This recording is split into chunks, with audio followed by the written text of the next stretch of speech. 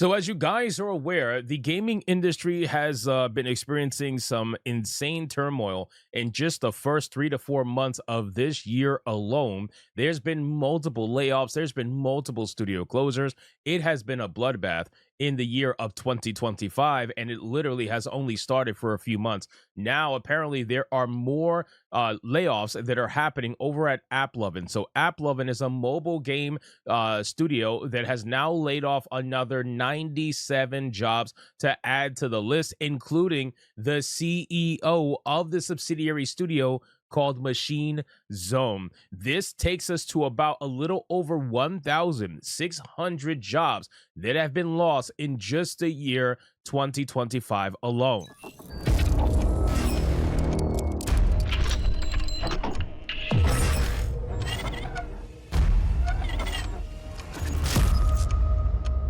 Yes, ladies and gentlemen, I am not kidding, and I will go into that 1,600 number later down the line in this video so you guys get a better understanding of who exactly has been impacted so far, and we'll drop some names. But right now, we're going to talk about AppLovin and then cutting 97 more jobs. So let's get into this article, guys, from GameIndustry.biz. But of course, before we do, if you are new here, just consider hitting that subscribe button. I would greatly appreciate it, and like the video to push us out into that YouTube algorithm. So it says it has filed 7 warrant filings since June of 2022. 120 jobs were impacted in November, and 126 jobs were impacted in October.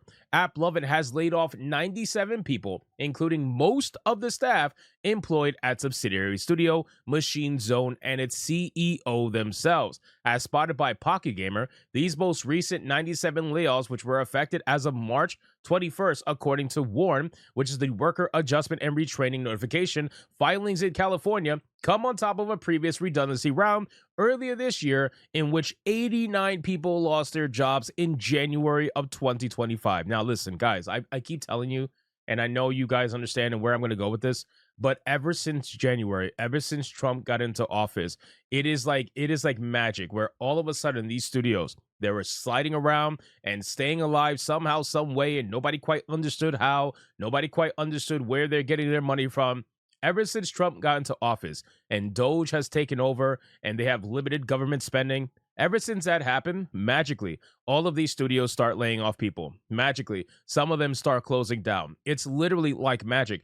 Came out of nowhere, and it makes you wonder, how is that possible, right? And it's because they were getting funding from other sources that are usually government related if you go down the rabbit hole enough. Even if some of these studios were getting privately invested by private investors, it doesn't matter. Those private investors, chances are, some of them might be companies that were getting government money anyway. The money is running dry, and these people now have to survive based off their merit, and it's just not happening anymore. It's the 7th war notification AppLovin has filed since June of 2022, with 120 jobs impacted in November and 126 in October, and then of course it had 89 in January of 2025. Pocket Gamer reports that the CEO and design director at Machine Zone, the team behind mobile games like Game of War, Fire Age, and Mobile Strike, have all been impacted with the CTO position cut in the previous round of layoffs. One former employee intimated that most of the Machine Zone was shut down. AppLovin has yet to comment publicly on the cuts, but is currently recruiting for a new role. So, okay, they're not quite closed down yet. They seem to be firing people left and right, but they're not quite closed down yet. It seems as if AppLovin is probably just getting rid of the subsidiary and they're sticking to their guns with their main company. But it doesn't mean that they're not in trouble. Clearly they are, if they are firing people left and right. Now, here's the thing. This particular studio, again, is more of your mobile developer. I don't even know if I would call them indie, but still mobile developer, which again, the investment that they put in their video games is not as high usually, and the return is much greater. These studios tend to stick around longer because of that fact, right? They're not doing AAA gaming. The investment into development for these video games are usually much, much less, and the return is much higher, especially if you strike gold in the mobile market. The mobile market is double what any other market is in terms of billions of dollars in revenue. You know, it's double what PC is doing, which PC is slightly ahead or right at where consoles at. So it's double both of those numbers, and it is extremely high number and extremely profitable. But anyway, so the first 3 months of 2025, this is where we get the other number that I mentioned earlier in the video. So let's go over it. In the first 3 months of this year alone, 2025, 1,600 developers have lost their jobs with cuts and closures at the following studios: Free Jam, Splash Damage, Piranha Games, Jar of Sparks, Ubisoft, Probably Monsters, Iron Galaxy, Sumo Group, Liquid Sword, NetEase Games, Toast Interactive, Night School Studio, Striking Distance, Until Dawn remake developers Ballistic Moon, and most recently Eidos Montreal and Playside. Now, the studios that we recognize is Piranha Games, Ubisoft, Probably Monsters, I believe, is a studio that originally had Firewalk Studios, so that's ironic. And then NetEase Games, and then obviously Until Dawn remake developers Ballistic Moon and Eidos Montreal. We know those studios in particular. But needless to say, things are obviously not looking good. This is a breakdown that is provided by gamesindustry.biz. And if you look, they have an entire list of all of the studios that have been affected since the beginning of the year. Netmarble, FNC with 20 layoffs. Jar of Sparks in January with 35 layoffs. Then you got Splash Damage with 150 layoffs. This is from Tencent. You have Free Jam, questionable, they don't know. Counterplay Games, questionable, they don't know. So that means this number could be even higher than the 1,600. Piranha Games, 38 people laid off. Toadman Interactive, 69 people laid off.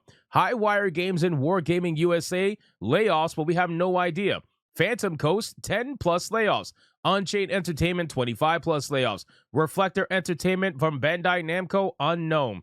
Machine Zone, 89 layoffs. Ubisoft Leamington, 50 layoffs. Ubisoft Reflection Stockholm, 50 layoffs. Ubisoft Dusseldorf, 85 layoffs. Moon Active, 20 layoffs plus. Phoenix Labs, 50 layoffs plus. Fast Travel Games, 30 layoffs. BioWare, unknown. You already know that BioWare, the fact that this number is unknown with a question mark, I guarantee you it's going to be a high number. So that 1,600 number of layoffs is much higher than that, because you have companies like BioWare not disclosing how many people were laid off in their, in their layoffs. Midnight Society, 55 layoffs. That had to do with the entire debacle with Dr. Disrespect. Sumo Digital Ltd, unknown from Tencent. Probably Monsters, unknown.